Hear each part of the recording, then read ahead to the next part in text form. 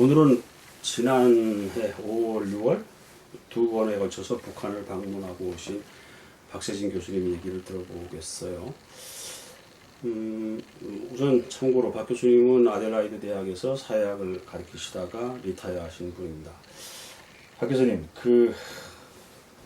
남한 사람들이 보통 북한에 대해서 뭐 다 아는 거 아니냐? 뭐 이렇게 생각하고 있잖아요. 그런데 막상 가보시니까 어떠셨어요? 그러니까 박 교수님의 독특한 시각,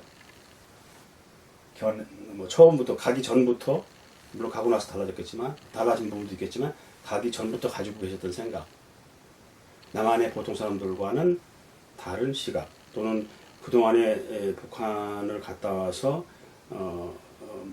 한 이야기로 많이 알려진 신은미 씨라든지 동아일보의 탈북자 출신의 기자인 주성화 기자의 시각, 이거와는 좀 다른 박 교수님의 시각, 전제 조건이랄까 그런 게 있을까요? 가기 전에 북을 방문한 사람들 방문기들을 여러 가지 읽었어요. 많이 보셨더만요. 네. 책 보니까 안 본 게 없었더만. 특히 이제 신은미 씨 그렇죠. 거는 인터넷에 나오니까 인터넷에 나와서 보다가 이제 책도 주문했고 보고 처음에는 상당히 좋아했어. 신은미 씨의 글을. 그리고 신선하고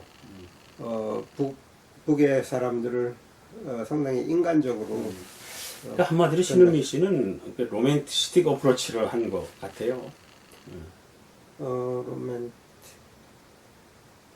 감정, 감상주의적 접근, 네. 한마로 얘기하면. 그리고 북의 사람이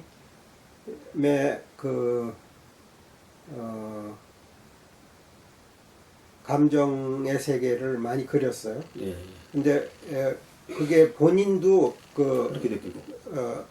감정에 많이 차 있는 사람, 그렇죠. 그런 걸 예. 잘 묘사했고. 여성에다가 또 음악을 한 사람이고 하니까. 네. 근데 이제 제일 신은미 씨의 쓴 글도 처음에 그 부분은 좋았는데 이제 한참 지나면서 계속 그러니까 이제 똑같은 패턴. 뭐라 그럴까 깊이가 없어지는 그렇죠. 그런 걸 느꼈어요. 그렇죠. 그리고 물론 비판적인 시각은 없고 전혀 없죠. 그 네. 사람 입장에서. 그래서 그리고 또 이제 그런 종류의 글을 쓰는 사람은 북한에서는 고맙고 환영받고 남쪽에서는 경계하고. 네. 그렇게 되는 거죠. 남쪽에서도 북을 알고 싶어하는 사람들, 좋아하는 사람도 많이 있죠. 네. 주성하 씨의 책에는 물론 북한에서 어른이 돼서 나온 사람이고 또 북한에서는 김일성 대학 네, 그렇죠. 지식인층의 사람이고 그 샤프한 아이를 가지고 있고 그렇죠.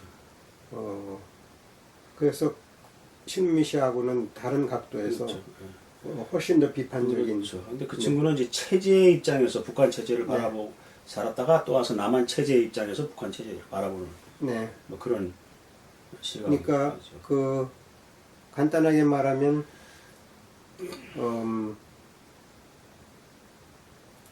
본인이 자기는 북한의 지도자 수령을 증오한다고 그렇게. 그렇죠. 네. 그리고 그러면서 북한의 이제 민중들은 사랑한다고 그러고. 예.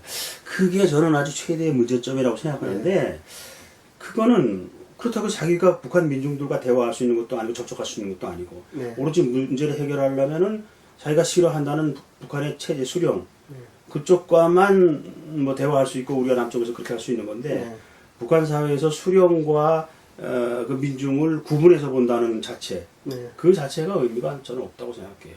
북한 사회를 바라볼 때. 그러니까 그거가 이제 상당히 중요한 포인트인데,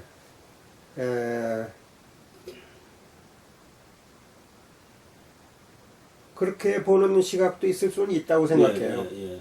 그래서 그거가 의미가 없다고 보기보다는 현실적으로 네. 별로 에, 북한 문제를 해결하는데 도움이 되는 네. 건 아니다. 네. 그래서 저는 완전히 북한의 이제 앞으로 뭐 수령 문제, 수령론을 예, 예. 어떻게 이해해야 될까? 그거는 굉장히 중요하고 큰 문제라서 얘기를 길게 해야 되겠지만, 예. 저도 그거에 대한 공부를 더 해야 된다고 생각하지. 예. 미리부터 정해놓고 이렇다 저렇다 아직 저 입장은 그 시각이 이렇게 굳어져 있지는 않아요. 예.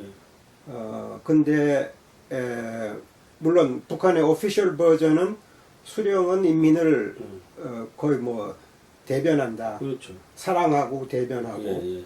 그리고 인민은 수령하고 마음을 같이 한다 이렇게 돼 수용 있으니까. 중심이니까. 네. 완전히. 예. 그러니까 그거는 이제 근데 그걸 어떻게 보느냐 하면 그거는 순전히 이데올로기고 실제는 그렇지 않다 이제 이렇게 볼 수도 있고. 그건 당연하죠. 네. 당연히 그럴 수밖에 없죠. 근데 또 동시에 북한에서는 수령에 대항해서 쿠데타가 있을 수가 없다. 네. 그게 이제 뭐 체제적인 그런 것도 있고 또 사실 논리 자체가 성립이 안 되는 거지. 아니 그러니까 북한 사람들이 사랑한다 하면은 이상하게 될지 모르겠지만 지지한다. 예. 수령을 지지하는 인구가 상당히 크다. 이제 그런 면도 있을 거라고 생각하거든요. 당연히 뭐 네. 오랜 동안 교육에 의해서. 그러니까 그거에 대한 판단이 예를 들면은 주성화 씨는 수령을 지지하는 층은 아주 적다. 그렇게 그런 판단일 것 같고 제가 보기에는 그러니까 그거는 확실히 모르겠어 어느 정도 그런지 그렇지만 그거는 그 자료에 의해서 밝혀진 게 네. 있잖아요. 서울대 누구? 네. 김병로 교수? 네 그 친구가. 그러니까 저항해서 반대해서 일어날 층은 너무 적다. 그리고 그렇죠. 있어도 그건 힘이 없는 네, 예. 층이기 때문에 그렇죠. 예. 네. 그러니까 사회적 변화의 변수가 될 수 없다. 네. 그런 사람 있다고 하더라도 네. 있겠지만 네. 그런 얘기겠죠. 그러니까 주성화 씨가 쓴 글은 위계층의 문제점을 지적하는 데는 유용한데 유용한데 현실을 이끌어내기에는 그거는 한계가 있다. 전체적인 파악을 봐서는 한쪽으로 기울어졌다는 그런 것도 또 느껴져요. 그렇죠. 그래서 둘 다 도움은 되는데 둘 다 한쪽으로 좀 기울어져 있다. 네, 그렇게 보이는 거죠 저한테는. 그렇죠. 네. 그래서 이제 박 교수님은 완전 제3자적인 시각에다가 제3자적인 입장, 스테이터스 자체가 한국 사람 아니고 한국 떠난 지 오래된 그 세계를 떠돌뱅이고 거기다가 또 이제 사회학을 하는 사람의 입장이고 하니까 아주 그 가족적인 특별한 그 사연 외에는 아주 객관적이고 냉정한 입장에서 바라볼 수 있는 거 아니겠어요? 이제 한 가지는 객관적인지 뭔지 모르겠지만 이제 퀘이커라는 예. 그 그렇죠. 입장 그게 거기에는 좀 가치관이 들어가죠. 평화라는 게. 예. 네. 그건 아주 아이디얼한 거죠. 네. 근데 아이디얼하는 게 퀘이커의 아이디얼은 머릿속의 아이디얼이 아니고 살아가는 행동하는 아이디얼이 있기 때문에 예. 그게 차이가 그렇죠. 네, 나고 생각으로만 그치는 게 아니고. 네, 그게 특별한 사람, 고상한 사람들 머릿속에 맞아요. 고립돼서 그런 생활을 살아가는 게 아니고 그렇죠. 모든 인간 안에 그런 게 있다고 생각하니까 그거를 불을 살리려는 그런 게 있죠. 그러니까 퀘이커리즘이 뒷받침이 돼 있기 때문에 아이디얼한 걸 뭐 추구하지만 굉장히 실천적으로. 그렇죠. 하시는 그러니까 거죠? 모든 사람 안에 페이커가 있다. 그걸 전제로 하고서 그거를 불 살리는 거, 불을 키운다 그럴까. 그게 그것도 그건 네. 그거는 참, 포텐셜이니까 예, 인간의 포텐셜. 그 다음에요, 이런 게 있어요. 북한에 갔다 와서 북한을 조금이라도 긍정적으로 얘기하는 것들을 이제 보면, 네. 볼 때 일반 사람들이 드는 의구심이 뭐냐면, 북한에 가서 마음대로 움직이는 거 아니잖아요. 평양 이론에서만 보는 거잖아요. 네. 그러니까 북한 사람들이 중에서 평양에 사는 사람들은 서울특별시라고 하지만 서울특별시는 아무나 들어서 사는 거지만, 그리고 우리가 개인적 자아와 집단적 자아 그 얘기를 했었는데요. 네. 어떻게 생각해야 될까요? 북한 사람들과, 그러니까 근본적으로 북한 사람과 남한 사람의 다른 점.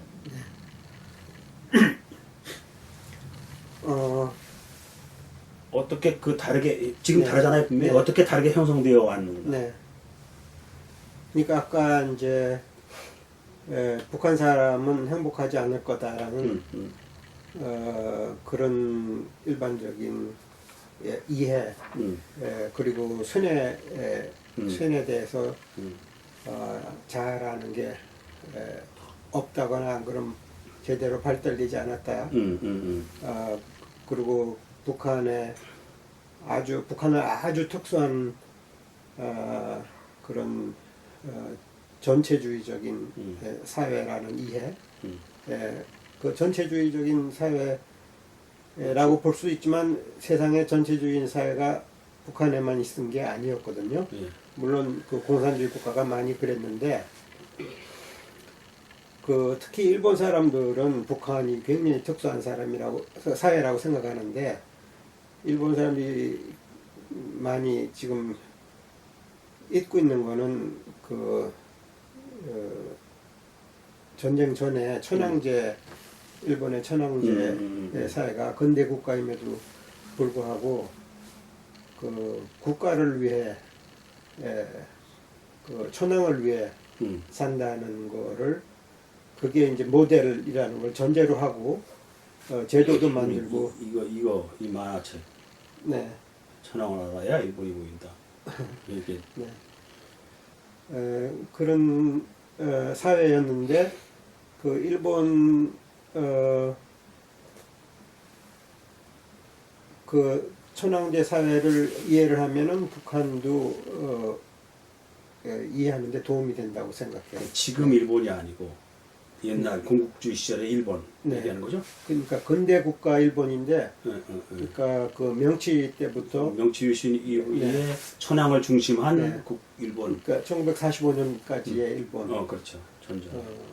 그러니까 그때는 말하자면 나라를 위해서 천황을 위해서 사는 게 이제 개인으로 봐서는 영광이고 삶의 뜻이고 대표적인 가미가제. 네. 그건 이제 극단적인 예지만 극단적인 네. 그렇지만 뭐 전체적인 사회의 가치관이 그랬다는 거죠. 그렇죠. 그리고 교육 제도를 통해서 가르치려는 게 그런 거였고, 그러니까 북한도 그런 면에서는 비슷한 사회다. 그렇죠. 네. 오히려 그러니까 일본 체제를 그대로 답습한 거는 남한이 아니라 북한이 돼버렸네. 정신적 구조로. 물론 북한에서는 그 모델을 일본이라고 생각은 안 하죠. 안 하지. 그리고 실제로 그런 게 있었는지는 그건 모르겠지만 절대로 그렇지 않다고 그렇게 얘기하죠. 일본에 대해서 감정적으로는 더 극악하죠. 네.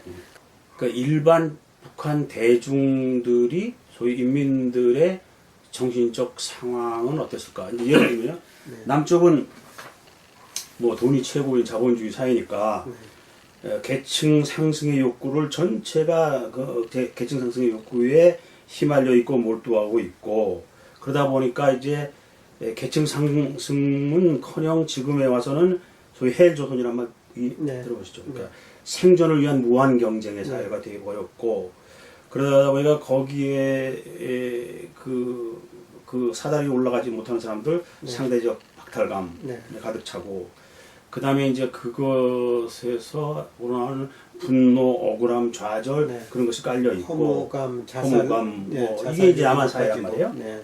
북한 사회는 정신적 상황이 네. 그거에 비하면 이렇게 간단하게 뭐 네. 그 한 가지 스케일로 봐서 좋다 나쁘다는 음. 힘들지만 우선 이제 챌린징한 그런 식으로 답해 보자면 남한보다는 좋다고 이렇게 말할 수도 있는 것 같아요. 남한보다는 그런 게 없다. 그 점은 없죠. 그 점 네. 어떻게 그게 더 좋다. 그러니까 그 뭐라 그럴까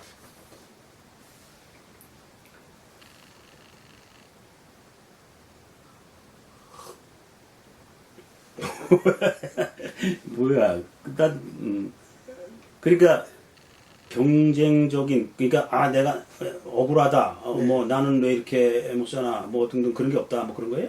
또 평등하다는 의식이 있다는 거예요? 김정은이만 빼놓고 우리는 그래도 평등하게 살지 않냐 뭐 이런 거예요? 목적 의식이 북에는 더 있다는 거죠. 목적 의식? 전체적으로 그것이 뭐야? 통일을 뭐 삶에 그런 대한 거예요? 목적 의식. 삶에 대한 네. 그 삶이 그러니까 개인적 삶이 아니라 사회적 삶을 그렇죠. 얘기하는 거죠? 네. 그 아까 얘기로 다시 네. 돌아가는 거예요? 네. 사회적 생명이라는 거. 네. 그건 분명하죠. 사회주의 사회. 근데 그 조성화 씨 같은 사람은 그렇게 생각하지 않을 거예요. 그렇죠. 이제 그건 다 허물어졌다. 허구다. 네. 거의 이제 이렇게 허물어졌다 이렇게 보는 거죠. 네. 그렇죠. 그러니까 고난의 행군, 그러니까 물질적인 바탕이 허물어졌다. 그것도 이제 최소한의 배급 체제라든지 그런 게 유지될 때 그게 네. 가능했는데 네. 그게 무너졌기 때문에 네. 그것도 정신적인 구조도 무너졌다. 네. 이렇게 보는 거 아니에요? 네.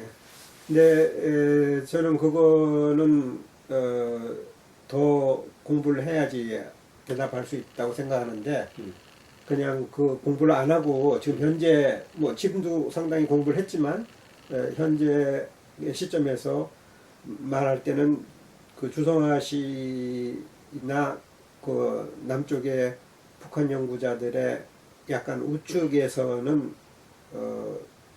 상당히 부정적으로 보는데 저는 그거보다는 그렇게 나쁘진 않다 그렇게 보는 편이에요. 현재로서는. 오케이. 이런 거 진짜 있을 것 같아요. 남쪽에서는 누구나 돈에 대해서 피해자예요. 돈에 네. 대해서. 심지어는 이재용이도 돈에 의해서 피해자예요. 어떤 피해의식 같은 게 있어요. 네. 북에서는 그것보다는 또 다른 피해의식 네. 그런 게 있을 거예요. 그 피해 의식이라는 게 아까 이제 트라우마 얘기, 집단적인 트라우마. 집단적인 트라우마. 그러니까 남쪽에는 돈에 대한 집단적인 트라우마가 있고, 네. 북쪽은 다른 트라우마가.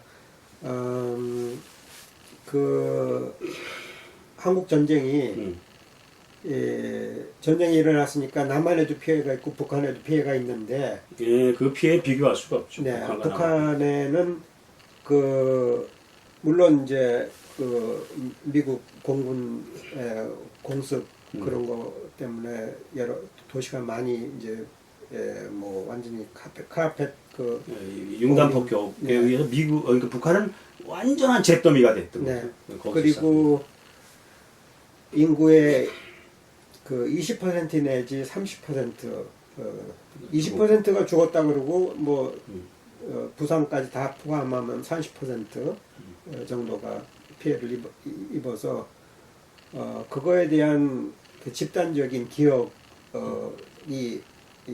굉장히 강하게 남아 있고 그래서 천지 원수 미제 이렇게 나가는 거예요. 네. 그게 또 그거 플러스 그 성분으로서 사회를 조직한 거 그런 게 있어 갖고 이 사람들이 정부에서 세뇌하지 않아도 그렇죠. 벌써 그 응집력이 있다는 거죠. 예. 왜냐하면 그 증오할 대상이 예, 분명히. 있고 극복해야 될 문제가 있어.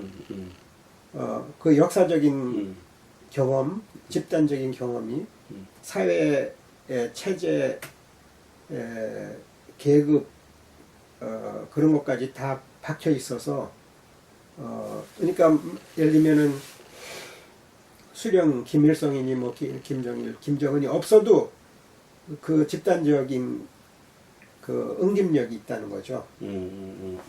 그러니까 남쪽은 뭐 남북이 다 북한의 저기 6.25의 피해지만 네. 남쪽은 6.25의 피해가 적어도 정신적으로는 거의 극복이 됐단 말이에요. 네.